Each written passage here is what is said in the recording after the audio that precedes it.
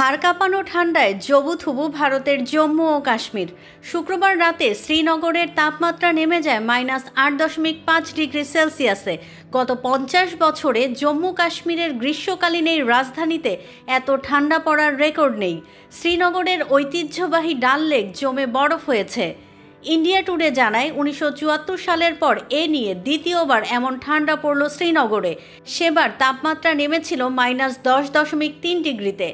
শ্রীনগরের পাশাপাশি জম্মু কাশ্মীরের অন্য অনেক জায়গাতেও শুক্রবার জাঁকিয়ে ঠান্ডা পড়ে। তাপমাত্রা নেমে যায় -10 ডিগ্রি সেলসিয়াসেরও নিচে। শনিবার থেকে কাশ্মীরে চিল্লাই কালান শুরু হয়েছে। Double million offer Walton fridge কিনে পেতে পারেন 20 লক্ষ টাকা, রয়েছে কোটি কোটি টাকার নিশ্চিত উপহার। জম্মু কাশ্মীরে ডিসেম্বর মাসের শেষ থেকে 31 জানুয়ারি পর্যন্ত প্রবল শীতের প্রথম 40 দিনকে কাশ্মীরি ভাষায় চিল্লাই কালান বলা হয়। প্রবল ঠান্ডায় সমস্যা বাড়ছে, পানির পাইপ জমে বরফ হয়ে যাচ্ছে। ডাল লেক সহ জলাশয়গুলো জমে বরফ হয়ে গেছে। পর্যটকরা তা দেখে হতবাক হচ্ছেন। লাঠির বাড়ি মেরে লেকের বরফ ফাটানোর চেষ্টা করছেন অনেকে। পর্যটকরা বলছেন, প্রথমবার ভ্রমণে গিয়ে এমন দৃশ্য দেখে তারা অভিভূত। কেবল ডাল লেকই নয়, বাড়িঘর গাছপালার ওপরও জমেছে বরফের মোটা আস্তরণ।